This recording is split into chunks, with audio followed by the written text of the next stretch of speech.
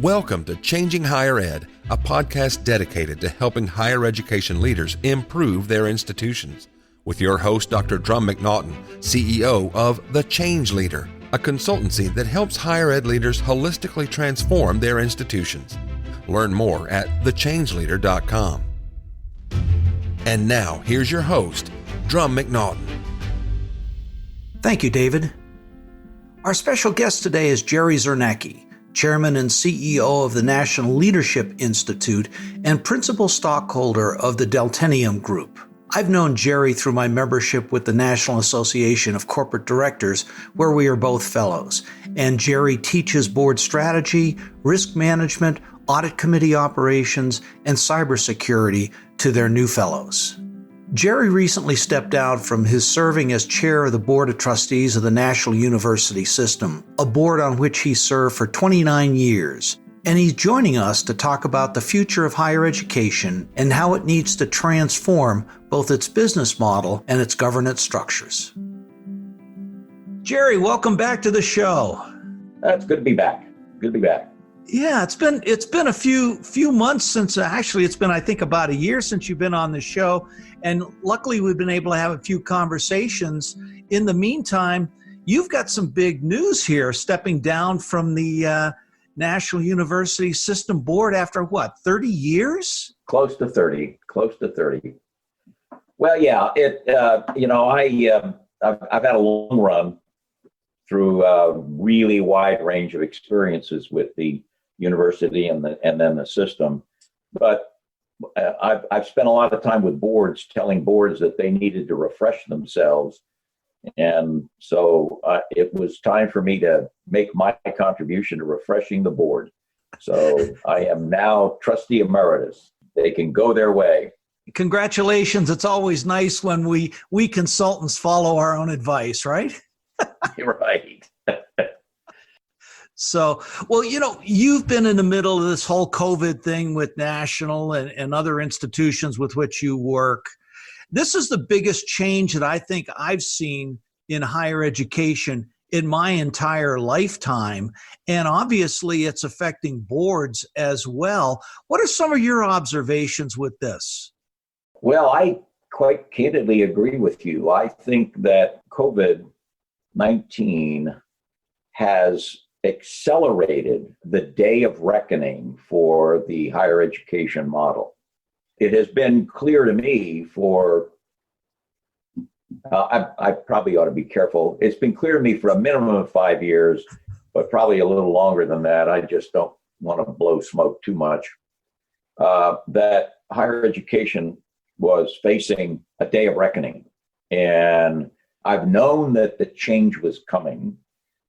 And I've done a lot of strategic thinking about what that change needs to be, not without a good deal of focus on what that strategic change needs to be for the National University System, but in general for higher education.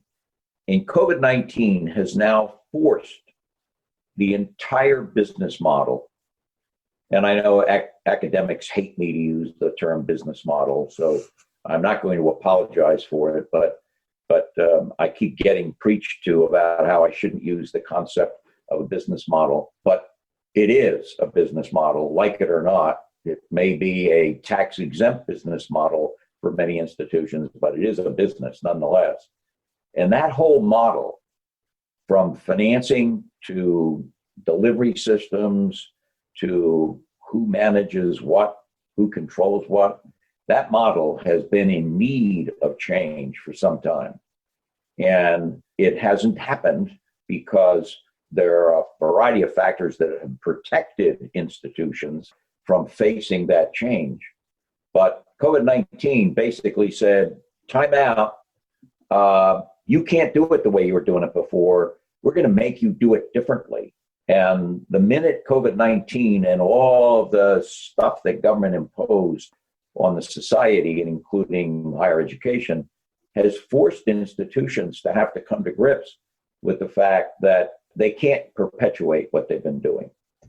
And so I completely agree with you. I think that COVID-19 has caused the acceleration of what I believe was inevitable, but it's accelerated at a pace that I, in my wildest dreams, would not have expected. I have to agree with you there. I've always been wrong about my timing. I always estimate it's going to happen faster than it really actually turns out to be. But in this case, it's happening faster than I would have ever expected it to in almost every institution I come into contact with. No, I agree with you. In fact, Gordon, we were talking before the podcast started about a good friend of ours, Gordon Gee, who's the president of West Virginia University. He has maintained that COVID has accelerated much needed changes in higher ed by a decade or more.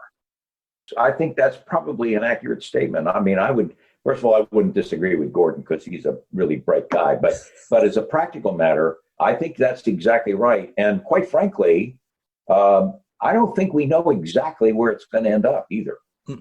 I think that the whole higher ed community may end up becoming multiple communities.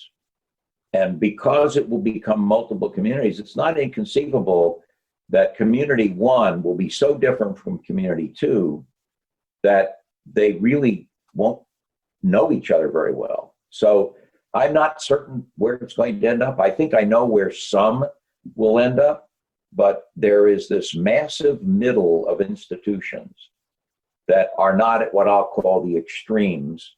They're going to be redefining themselves, and they're going to be doing it over the next couple of years, not just over the next decade. No, I think you're absolutely right. You know, I've been thinking about this quite a bit. Yours is the first opinion that I've heard about it becoming multiple communities. And from a long-term strategic sense, this makes a lot of sense. You've got community colleges, you've got your Ivies, you've got your tier one research, you've got your for-profits, you've got people trying to bring in more revenue with less customers. You've got to reinvent yourself. Who is your customer? With higher ed, it's always been a crazy, we don't know who the customer is. Some people think it's the parents, some think it's the students, some think it's the people who hire the graduates. Frankly, I think it's all of them. And each segment has got to be thinking about how they interact with each of those customers.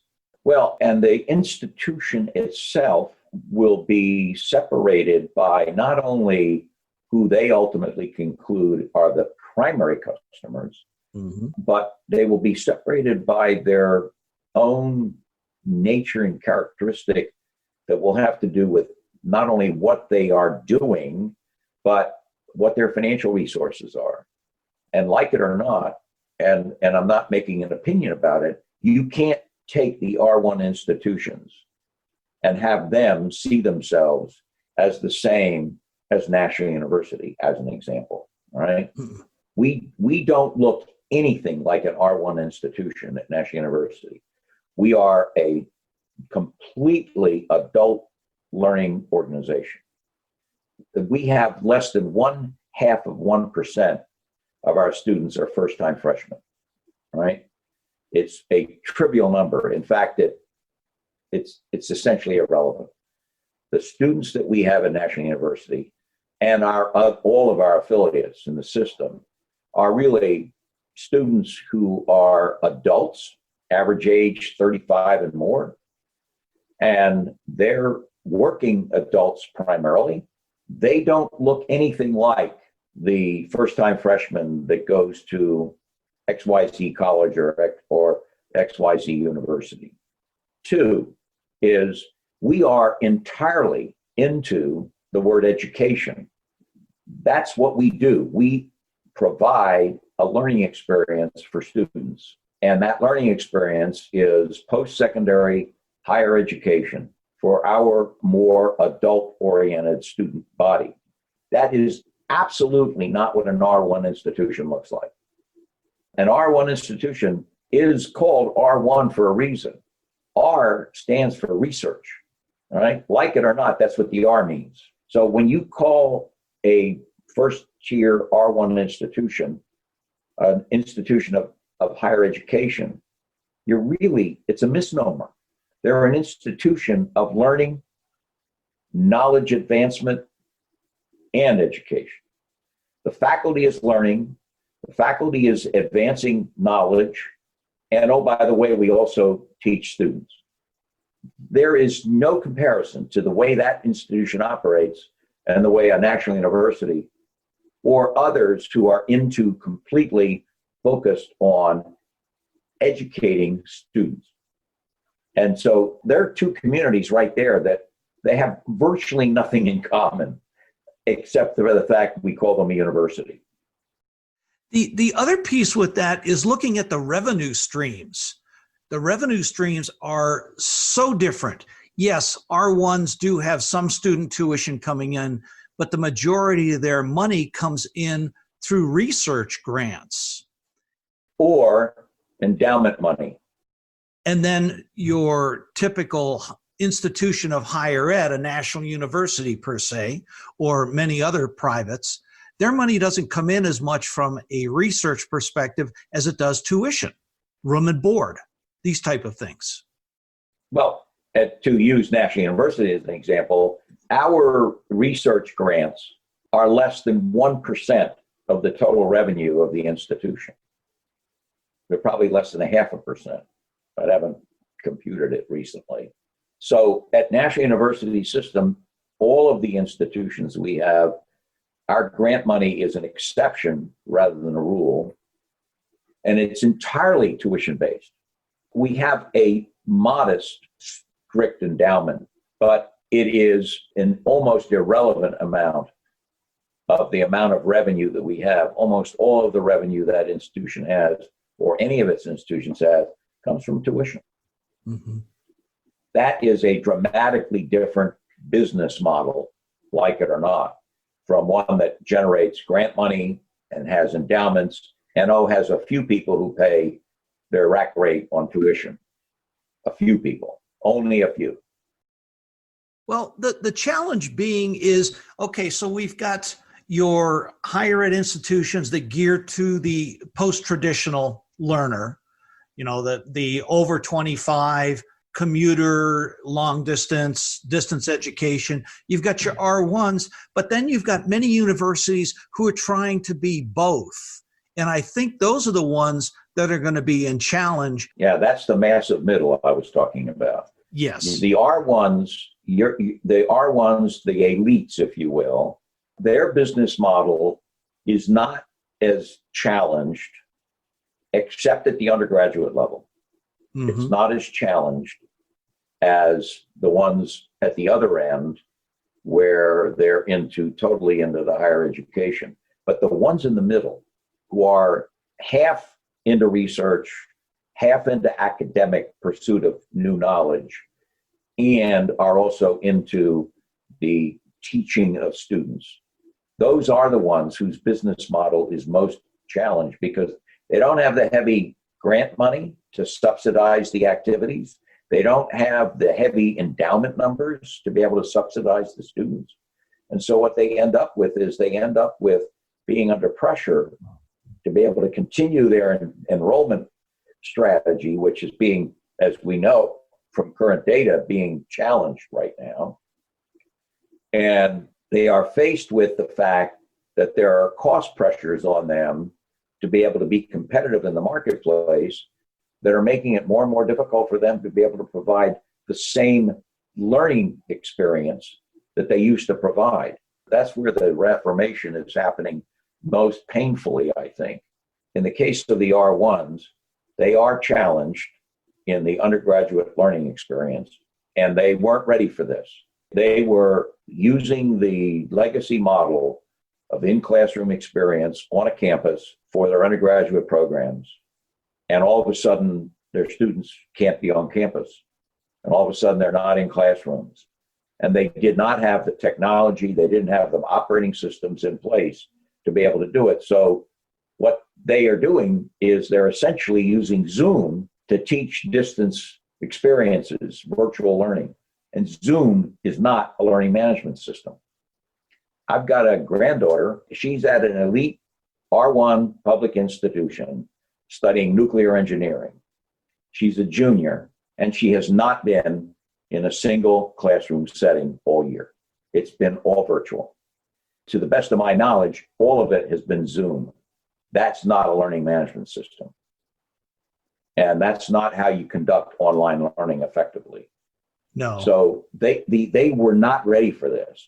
Mm-mm. They're going to have to get ready because virtual is not going to go away completely. Even when we are past the COVID-19 nightmare, virtual is going to become a more reality than even the R1s thought. And so as a practical matter, all of them, R1s to the midsection down to the adult learning populations, are going to have to deal with this notion of online learning, because we've now made a move towards online learning that wasn't expected this quickly.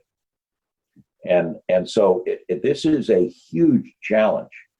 And the cost curve that a lot of these institutions in that massive middle are facing is going to make it increasingly difficult for them to survive on the backs of tuition alone.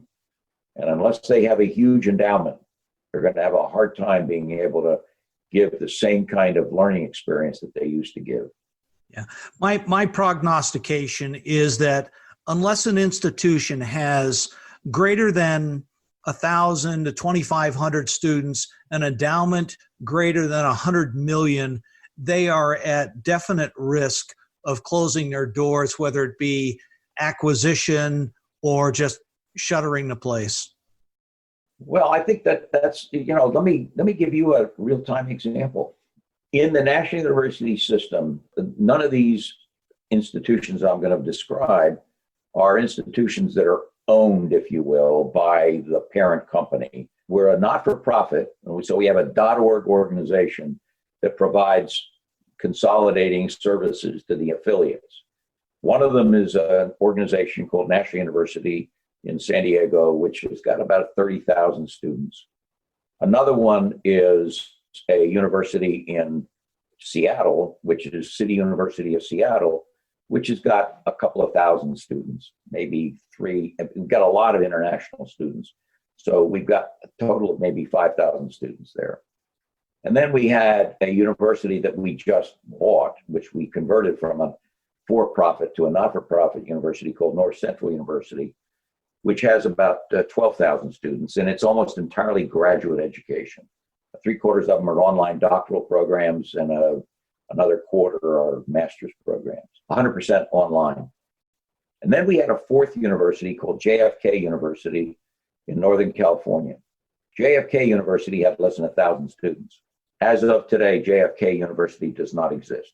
All of the programs from JFK University have been transferred to either National University or to North Central University, the graduate programs, including a law degree program that is now 100% online at North Central University. And the reason it doesn't exist any longer is because we could not find a way to make the economics of that university work.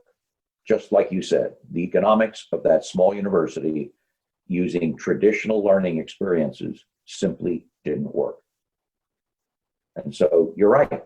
That university, one of ours, adult learning, small student load, could not survive using the classic legacy model of education. And one of the previous guests that we had on the podcast, Mark Scheinberg, who's the president of Goodwin College, they are part of a consortium. It used to be Goodwin, Sacred Heart, and Pear College of Art were taking over all of the programs for the University of Bridgeport, a very, very long time institution. Sacred Heart's pulled out of it, but it's the same thing that what National is doing with JFK is they're taking over the programs that used to be part of Bridgeport. Well, and in our case, just to give you another update, in our case, as much as I'd like to think that we were strategically foresighted and knew where we were going to go, the timeline changed dramatically with COVID-19.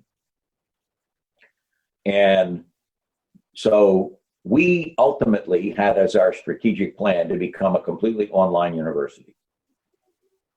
It started out as 100% in classroom, and fast forward from its founding 50 years ago, by a couple of years ago, we were at 50% online, 50% in class.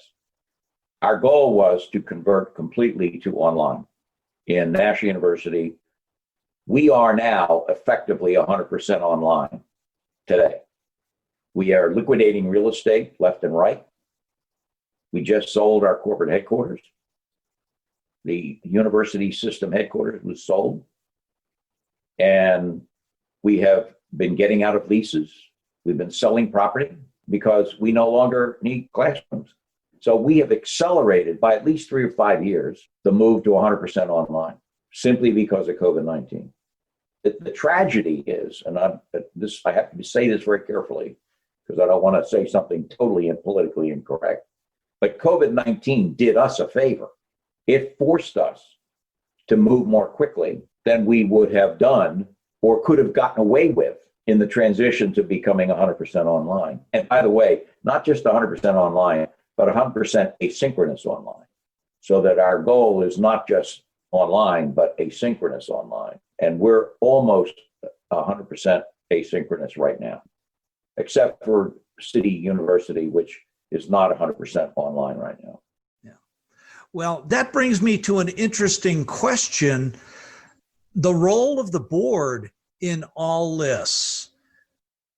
What I'm seeing is boards are changing, but they're kicking and screaming, and it's not the board so much as it is the university president who wants to maintain the control of things going on. What's your sense, and how does other institutions, such as AGB, play into all of this change that needs to happen from a board perspective?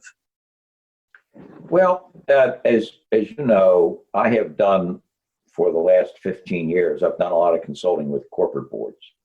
Basically, ever since Sarbanes-Oxley, corporate America has been through a massive transformation in terms of what boards do. We haven't completely succeeded in transforming the boards to what I think the right model is. But that said, there's been a massive change in the way boards operate in corporate America. And boards in corporate America are far more fiduciary, independent, and focused on their role in strategy and oversight and real governance than they were 20 years ago. As a matter of fact, the boards that I had when I was a corporate CEO were a cakewalk in most cases compared to what CEOs are living with today.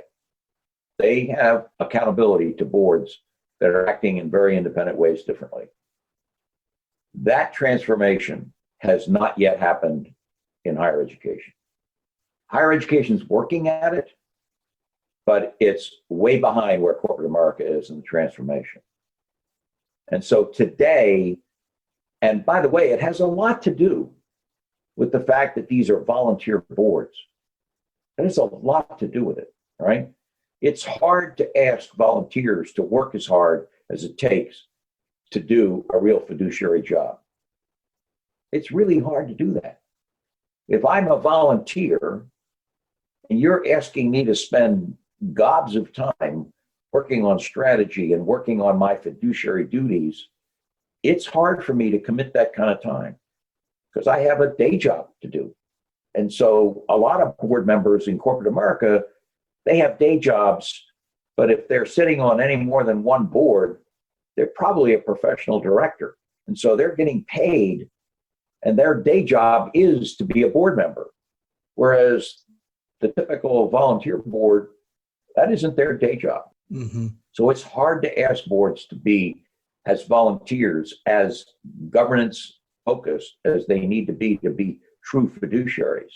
So what ends up happening is that the president, chancellor, whatever the title happens to be, tends to be much more significant in the decision-making process. But these days, the tension is building when the enterprise is at risk. And so there is a tension that begins to develop when the trustees begin to say, oh my goodness, are we going to make it? That becomes a really significant issue. Yeah. And the big challenge being is just because you're on a nonprofit board, it doesn't mean that your fiduciary duties are anything different than they would be on a corporate board. Your directors can still be held legally liable, professionally responsible for mistakes.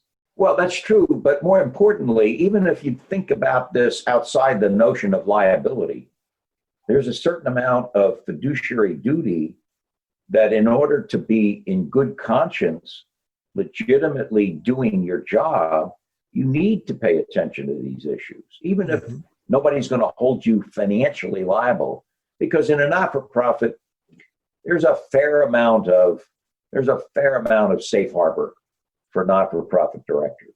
But the safe harbor exists only if you do your job.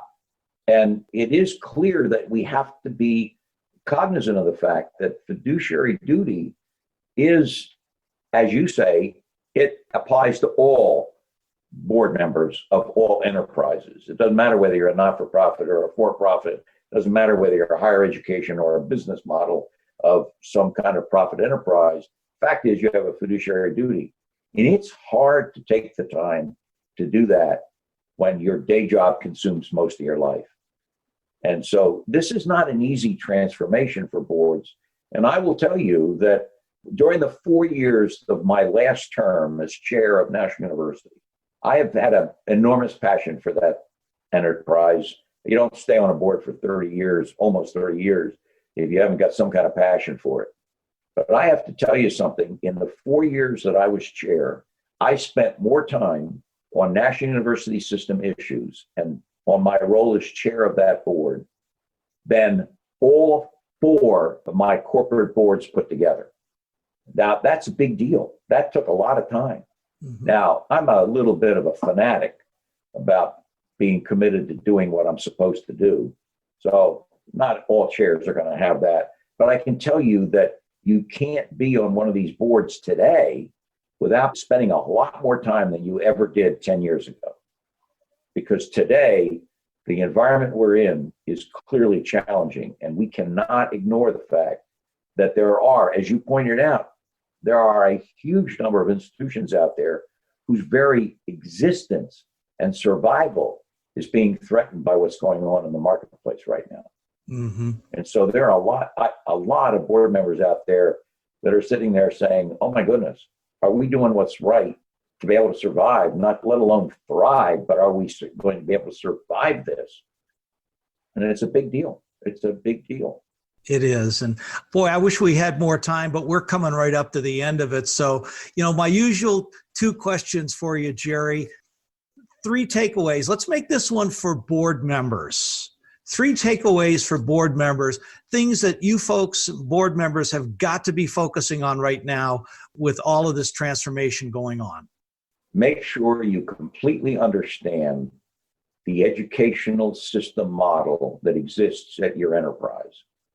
Make sure you understand what higher ed is like and what it's like at your enterprise. At that university, that college, make sure you understand what the rules are. How does shared governance actually work? What does it really mean in your institution? How does the organization operate? What are the ways in which it actually operates the enterprise and the activities? That's one. Be well informed. Be educated in what's going on. Recognize that the number 1 responsibility and the number 2 responsibility, in fact, is probably 1A and 1B, are to make sure you've got the right leader, the right president, the right chancellor, whatever it is that is the title. Make sure you've got the right person who is in place to be able to run that institution, the chief executive officer. Make sure that you as a board member are actively engaged in strategy, not just sitting back and having that CEO tell you what the strategy is, but make sure that you're actively engaged in deciding what the strategic direction of the enterprise needs to be. Learn what's going on, have the right leader, and make sure that you understand your primary objective is to make sure that you're on the right strategic path. Those are great takeaways for board members. And I certainly wish, boards that I've worked with in higher ed, I wish they had more proactiveness on them. I think we're going in that direction, but we've got a long, long way to go. Agreed. And so what's next for you, Gerry? You know, you've got all this extra time now from national. Well, I'm still doing some consulting with organizations, but quite frankly, I'm heavily involved in a number of different startups and enterprises. I ended up becoming a public company CEO of a company that's in deep trouble. And so I'm in the middle of trying to turn one around.